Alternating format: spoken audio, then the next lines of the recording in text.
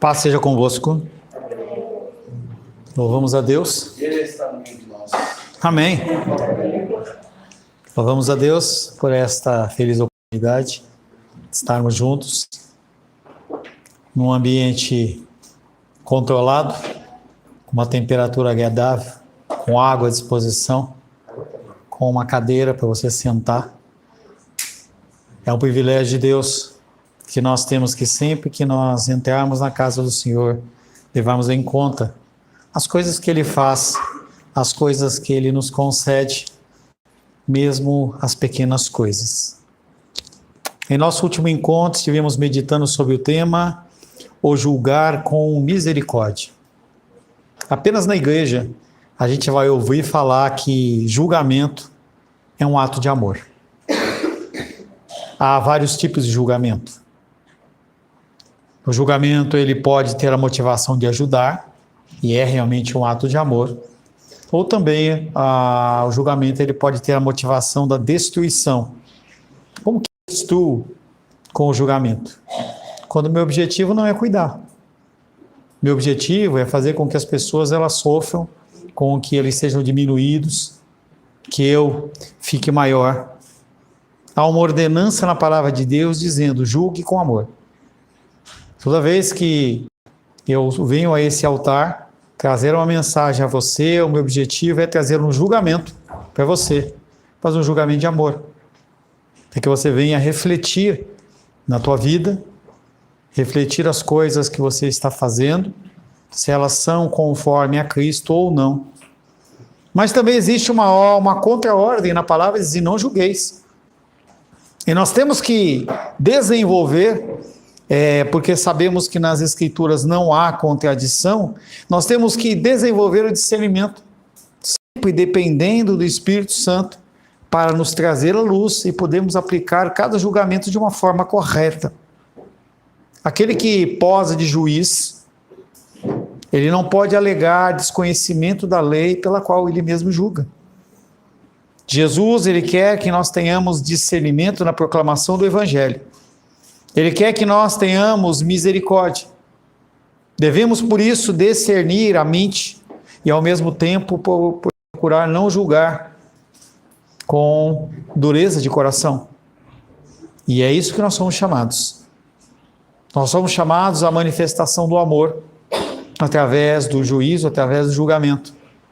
Tudo que Deus entrega na sua mão é algo que você tem que compartilhar. Então hoje, Rayane fez o curso lá dos buquês. Creio que ela melhorou ou vai melhorar a confecção dos mesmos. E aí ela tem que compartilhar isso com as pessoas que estiverem perto. É um ato de amor. Uma coisa pequena, mas também é um ato de amor. A palavra de hoje tem como título Pedi e dar-se-vos-á. Esse texto que nós vamos meditar no Evangelho de Mateus, capítulo 7, de 7 a 12, ele fala sobre oração.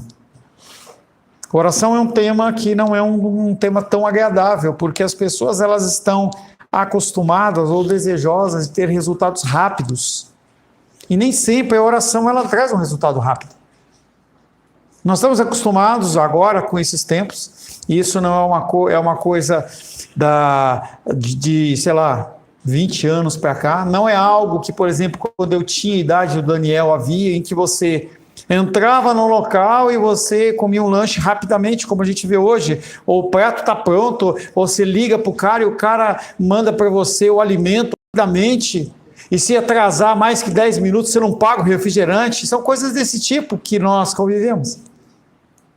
Falo sempre que a internet, na minha época, era uma internet de escada, e era o borão, e a gente demorava, sei lá, 10 minutos para fazer uma pesquisa, alguma coisa que hoje você senta no celular, estava com dificuldade ali, falei para o Pedro, olha aí, ele olhou, digitou, falou, pastor, acho que o nome é esse, que o Felipe tinha colocado, não águas purificadas, colocado, existe um rio. Essas coisas, elas mostram rapidez. A oração não funciona assim.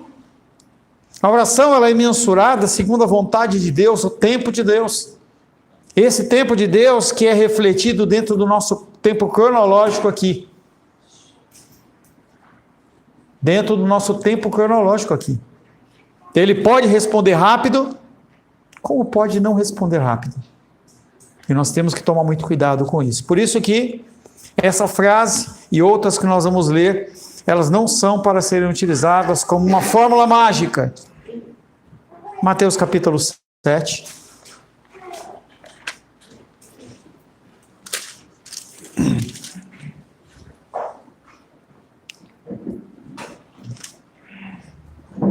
Desde já quero perdoar o Alice, porque ele viu a minha palavra, ele pegou uma cola e falou uma coisa que está aqui, entendeu? Brincadeira, ele não viu nada, é o mesmo espírito apenas. Mateus capítulo 7, versos de 7 a 12. Fica em pé, Helena, por favor. Fica em pé um pouquinho, tá, Júlia? Só em reverência à palavra de Deus. Depois você senta de novo.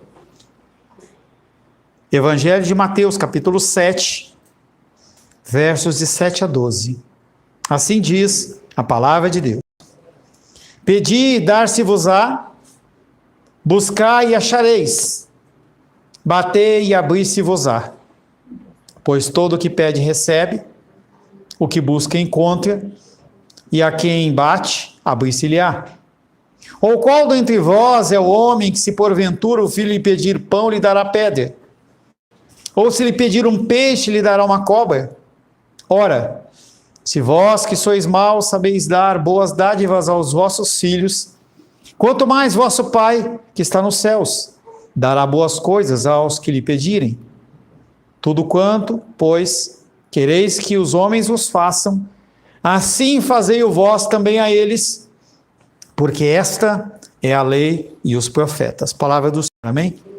Senhor, louvamos, adoramos e bendizemos o teu nome, agradecemos pela leitura da tua santa bendita palavra, que transcende épocas e eras, transcende a eternidade, nos alcança nesta noite. Precisamos ouvir a tua voz. Não estamos aqui, Pai querido, em busca de ensinamentos humanos, mas queremos receber a tua direção, Pai. Ainda temos alguns dias até o fim deste mês e sabemos, Pai querido, que o Senhor pode fazer infinitamente mais do que pedimos, pensamos ou imaginamos. E para isso precisamos aprender os teus caminhos e os teus ensinamentos. Peço em especial sobre a minha vida a capacitação, para que eu venha, Pai querido, segundo a tua vontade, agir, falar, trazer um recado santo aos nossos corações. Oro em nome de Jesus. Amém. Graças ao nosso bom Deus. Podeis se assentar em nome de Jesus. Pedi e dar-se-vos-á. Quando nós examinamos qualquer texto, em especial das Escrituras Sagradas, nós temos que entender o contexto do que está acontecendo. O que as pessoas menos fazem é olhar o contexto daquilo que foi escrito. Nós, brasileiros, que é a terra que a gente vive, nós somos analfabetos dentro desse tipo de coisa. A gente pega um texto bíblico e a gente saca o versículo de meio daquilo ali e a gente acha que aquilo tem um sentido fora do contexto. Pegamos palavras fora do contexto e achamos que a palavra tal, a gente vê isso em muitas igrejas, porque a palavra no grego diz isso, a palavra no hebraico diz aquilo, e daí? Fora do contexto, a palavra não tem sentido nenhum. Eu posso dar vários exemplos de palavras que, se você tirar do contexto, ela fica sem sentido. Quando examinamos um texto nas Escrituras, é imprescindível que consideremos o contexto em que ele se encontra. Isso se aplica de modo especial quando Jesus apresenta ensinamentos na forma de frases curtas, com que expressam princípios morais, reflexões profundas sobre a vida. E Jesus faz isso e faz muito isso. A palavra técnica para isso é aforismo. Aforismo é uma frase curta, com impacto, que tem um impacto na vida das pessoas, é profunda.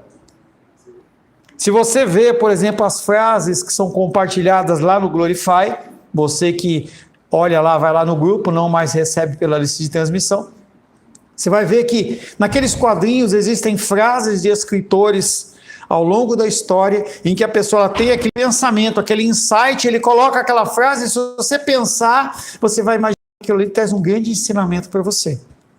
Imagina quando refere as palavras proferidas por Jesus. O contexto em que Jesus fala aqui a respeito de pedir, buscar e bater é um reflexo do Sermão do Monte que nós já meditamos, na qual o apóstolo Jesus Cristo, ele vem tratando bastante essa questão da oração. Nós falamos hoje pela manhã bastante em relação à comunhão. Como que a gente tem comunhão se não é com convívio? O meu primo, ele está fazendo um curso aqui de uns 3 meses, talvez ele fique trabalhando algum tempo aqui, e aí ele veio na escola dominical, tivemos aqui, aí depois descemos para lanchar, ele ficou meio sem jeito, tal, comeu com a gente, brincou, e aí ele foi almoçar em casa. Ele olhou para mim e falou assim, eu olho para o grupo de vocês e eu vejo comunhão. Parece que é uma família só. Parece que são pessoas que conhecem. Eu vejo que você tem entrosamento com as pessoas, é como se você conhecesse o interior dessas pessoas. Eu falei, sim, eu conheço. Alguns eu batizei, outros eu casei, outros eu fiz funeral na família. Então isso estabelece um elo de ligação muito forte. Jesus Cristo, dentro do Sermão do Monte, ele fala sobre essa intimidade que vem através da oração.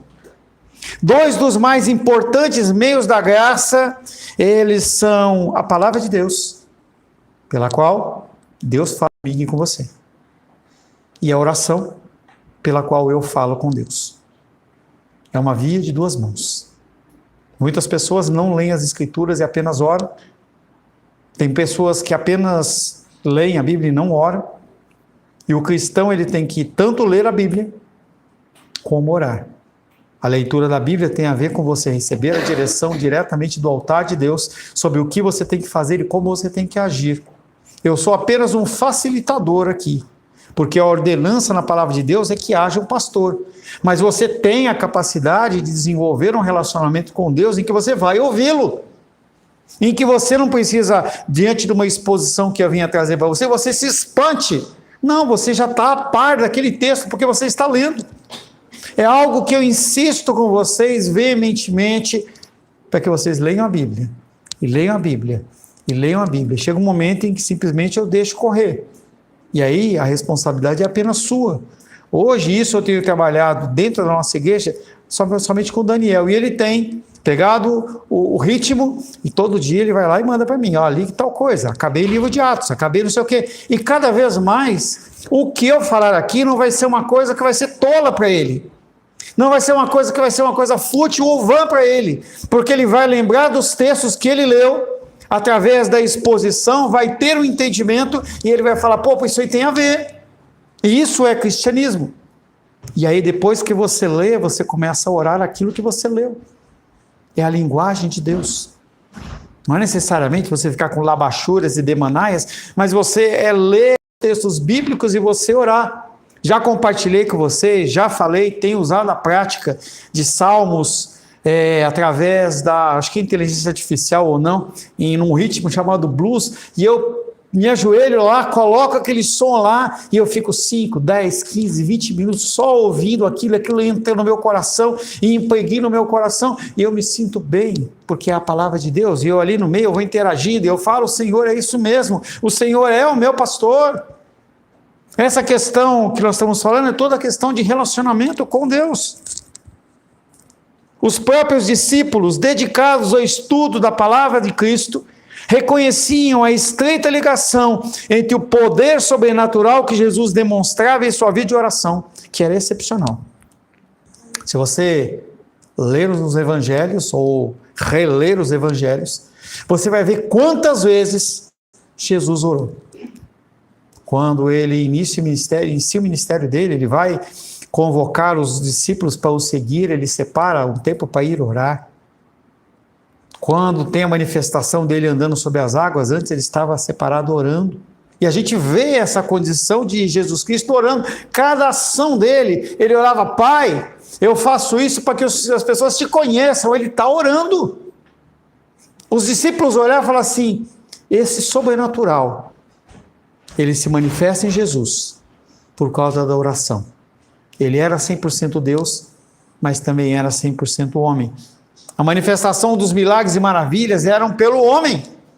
Algo que é alcançável por mim e por você, a partir do momento em que nós nos dedicamos à oração.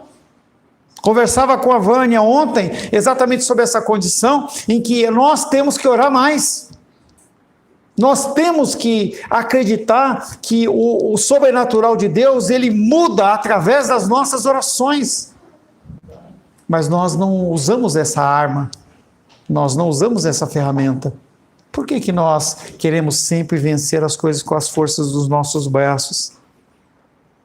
Lembremos-nos de quando os discípulos se aproximaram de Jesus, eles pediram que eles ensinassem algo fundamental. Os discípulos no início do seu ministério não falaram: Jesus, ensina-nos a repreender os demônios.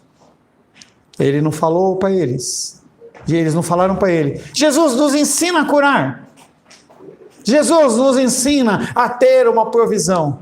E o que os discípulos pediram para que Jesus ensinasse? Lucas 11:1, ensina-nos a... Abra isso, você não sabe, Lucas 11:1. Lucas capítulo 11, verso 1. O que está escrito em Lucas 11:1, gente? Por favor. De uma feita estava Jesus orando em certo lugar. Quando terminou, um dos seus discípulos lhe pediu: Senhor, ensina-nos a orar, como também João ensinou aos seus discípulos. Aqueles homens que poderiam pedir qualquer coisa, eles olham para Cristo e falam assim: o principal é a oração. O intenso desejo de aprender a orar não terminou com a morte do último apóstolo. Porque se fosse algo apenas relevante aos apóstolos, ao povo que andou com Jesus Cristo, aquilo tinha se encerrado, mas não encerrou. Cristãos de todas as gerações costumam ser frustrados com a falta de força em sua vida de oração. Tem um filme conhecido que é o chamado filme Quarto de Oração, ou Quarto de Guerra, em que aquele filme todo ele gira em torno do quê? Da intimidade da pessoa que ora em prol de uma causa específica.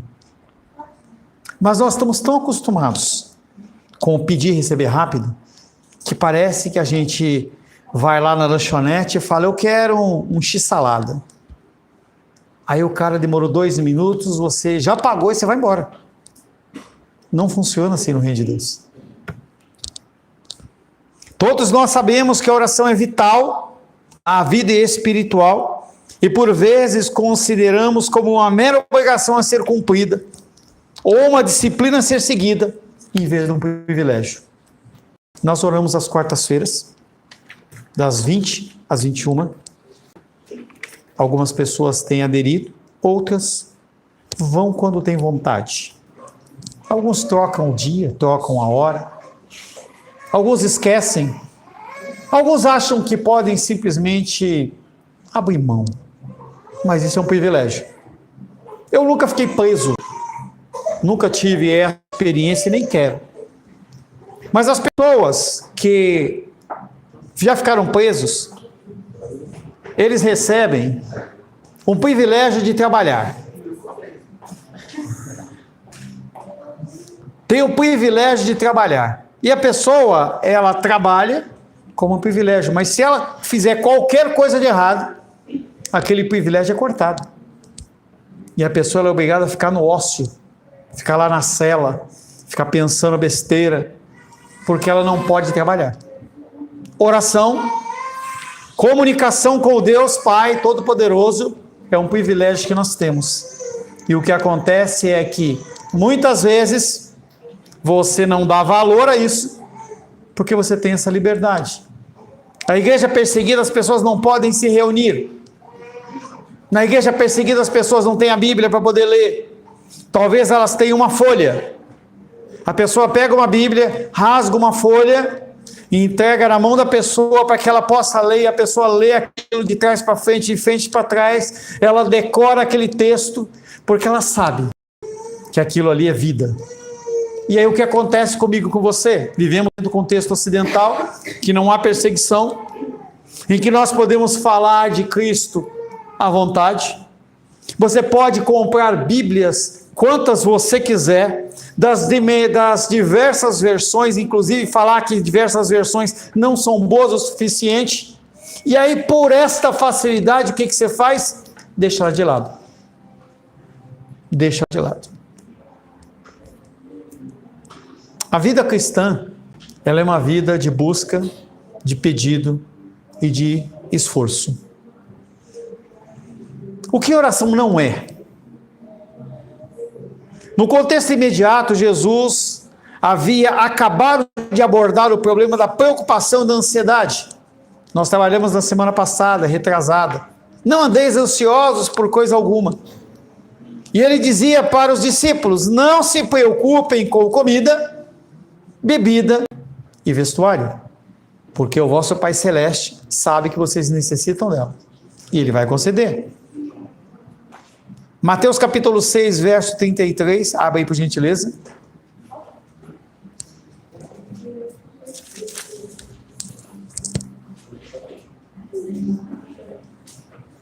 Buscai, pois, em primeiro lugar o seu reino e a sua justiça, e todas estas coisas vos serão acrescentadas. Comida, vestuário e bebida, líquido, água. É nesse contexto que Jesus apresenta o seu ensinamento sobre oração. E ele usa 3 verbos aqui: pedir, buscar e bater. Temos a tendência de pensar que elas se referem a 3 aspectos da vida cristã, como se fossem ensinamentos diferentes, não são. Como buscar uma meta. Então o Felipe está lá na Verano e ele fala assim, a meta de vendas da Verano agora tem que subir 10%. E a palavra de Deus fala, busca. Não tem nada a ver com isso. Olhamos para a porta do céu e falamos assim, eu vou lá bater. Jesus está à porta e bate. Aí você fica lá, ó, batendo na porta. Não é bater na porta. Todas elas dizem respeito ao tema da oração. O objetivo do texto, por isso que eu falei que o Alice copiou de mim, o objetivo do texto não é oferecer um serviço de quarto com direito a um funcionário divino à disposição para trazer tudo que você quer. Em que você está lá de joelho e fala, Senhor, eu quero o iPhone 15, eu quero o 19, Senhor, eu quero trocar de carro, Senhor, eu quero a roupa nova, eu quero isso, eu quero aquilo. Não, oração não é só isso. Mas nós, quando entramos no cristianismo, em a maior ilustração para as pessoas virem a Cristo é, você está precisando, vem. Você está doente, vem. Quer uma namorada, vem. Quer um trabalho novo, vem. E realmente na casa do Senhor, onde nós encontramos essas coisas, mas não pode ser a pedra matriz da nossa motivação. Eu faço essa advertência em relação a achar que Deus é um servo nosso, porque a nova era, ela tem influenciado a nossa vida, a nossa igreja, as igrejas cristãs. Até pessoas que não possuem esse pensamento, segundo a nova era, também são influenciadas pela igreja desse movimento, em que as igrejas elas crescem monstruosamente, de um tamanho tal, porque as pessoas elas estão atrás de coisas, e eu ofereço o que eu vou dar para você. Você quer isso? Então venha. Faz a campanha de 7 semanas, faz a corrente disso, faz aquilo, entrega isso para receber aquilo, como se Deus ele fosse um grande mercador. Em que você vai lá no mercado e fala assim, ó, eu quero 1 quilo de couve. Aí o cara te dá 1 quilo de couve, quanto que é o quilo? Aí você paga o preço e leva. Não, não funciona assim no reino de Deus. Mas as igrejas, elas estão, na sua grande maioria, maculadas por esse pensamento. Deus, ele é o meu funcionário. Deus, ele tem uma obrigação, já que eu estou aqui,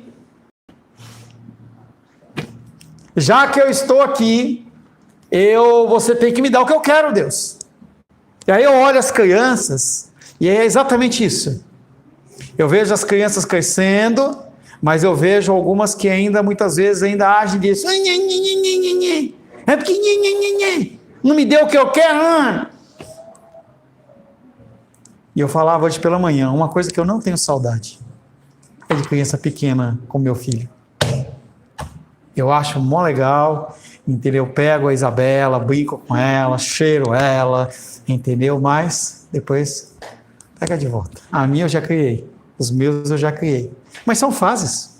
São coisas que são importantes para a gente passar, mas são fases. A igreja dos dias de hoje, ela tem sido influenciada pelo movimento da nova era, e os seus adeptos praticam uma espécie de magia, a mesma magia contra a qual o povo de Israel foi alertado com muita clareza por Deus no Antigo Testamento, em que eu faço sempre querendo alguma coisa em troca, em que eu olho em nome de Jesus, eu posso fazer, tudo posso naquele que me fortalece. Pois é, eu vou fazer isso, eu vou fazer aquilo outro. Vou lá na EPTG, parar na frente de uma carreta e falar, para em nome de Jesus, e eu vou achar que a carreta vai parar e não vai parar. Deuteronômio 18.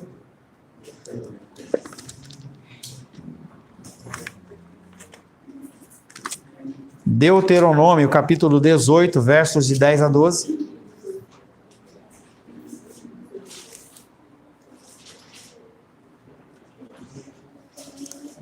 Deuteronômio 18, de 10 a 12 diz, não se achará em ti quem faça passar pelo fogo seu filho ou a sua filha, nem adivinhador, nem prognosticador, nem agorero, nem feiticeiro, nem encantador,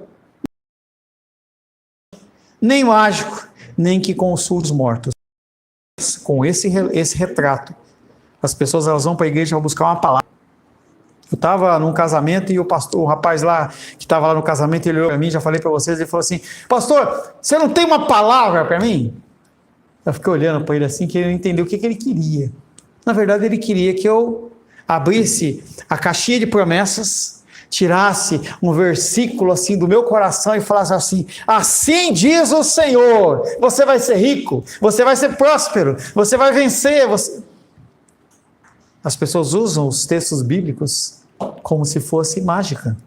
E não é assim que funciona. O ponto fundamental dessa filosofia da nova era é que é possível, por meio da concentração, do esforço interior, alterar as situações. Na época que eu trabalhava com batalha espiritual, eu aprendi lá que a gente podia determinar. Talvez você já tenha visto isso. Eu olho assim e falo, eu determino, Alice, em nome de Jesus, que você vai abrir 10 lojas. E é como se o mundo espiritual saísse cada anjo para um lado, correndo, fala assim, olha, o pastor Paulo falou, então vai ter que acontecer. Nunca foi assim. Não é assim que funciona. Mas as pessoas acreditam que sim. E quanto mais eu grito, quanto mais eu sapateio, mais parece que tem um efeito no mundo espiritual. E o pastor está pregando, ele não sabe o que falar, ele fala assim, eis que vejo um anjo sentado do lado do Daniel. Aí o povo fala, nossa, como é espiritual, ele está vendo. E parece que toda essa verdade, ele fica em segundo plano, e essa parte fictícia, essa parte de magia, essa parte de misticismo, ele vem à tona como se sendo a alimentação das pessoas. E aquilo que o Felipe cantou nas águas purificadoras, as pessoas elas vão a qualquer lugar para matar a sua sede. Mas o único lugar que se mata a sede não é na igreja cristã Semente de Vida, é onde se medita a palavra de Deus, em que você lê as escrituras, você entende as escrituras, você consegue aplicar na sua vida e você começa a ver mudanças.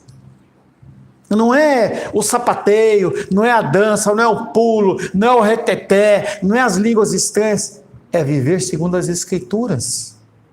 Se você quiser se alegrar diante do Senhor, se alegre. Mas a prioridade são as escrituras sagradas.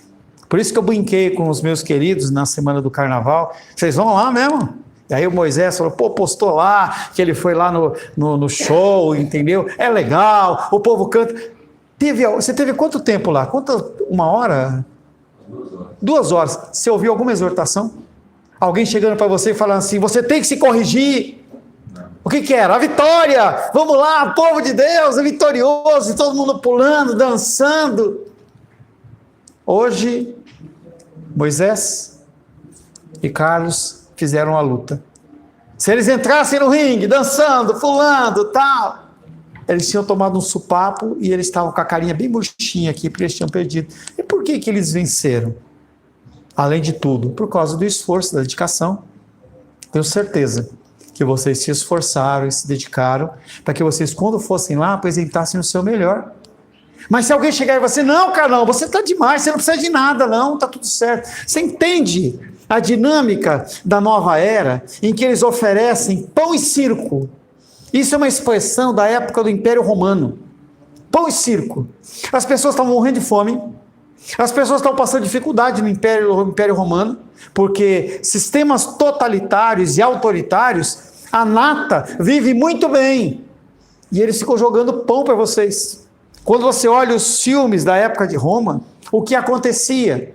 Dentro do Coliseu Romano, em que haviam as guerras, as batalhas, os gladiadores e tudo mais, no intervalo as pessoas chegavam com um cesto de pão e jogavam para o povo. Pão e circo.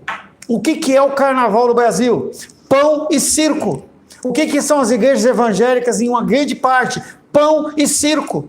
Em que ninguém fala que você está errado, ninguém mostra o caminho que você tem que seguir, simplesmente eles jogam pão e circo para vocês. E tudo mais, que você olha, fala, nossa, que tremendo, que você olha a cadeirinha lá toda estofada, e fala, Deus está aqui, e Deus está longe. Quando a gente lê o texto de Ezequiel, a gente vê exatamente isso. Ele leva Ezequiel ao templo e fala, você está vendo o que está acontecendo aqui?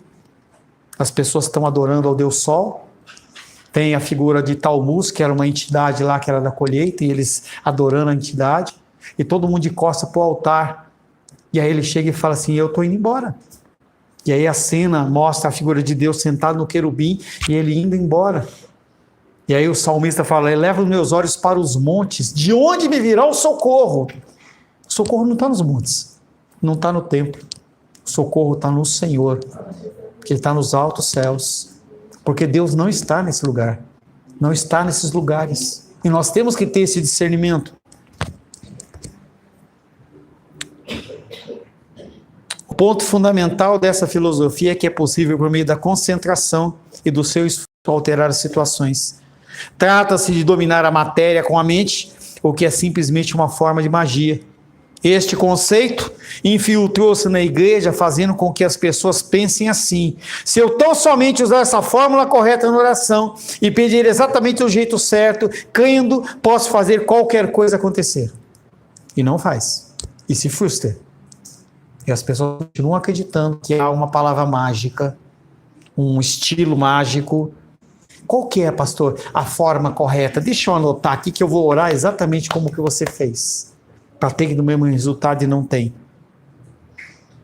Mateus 18, 19.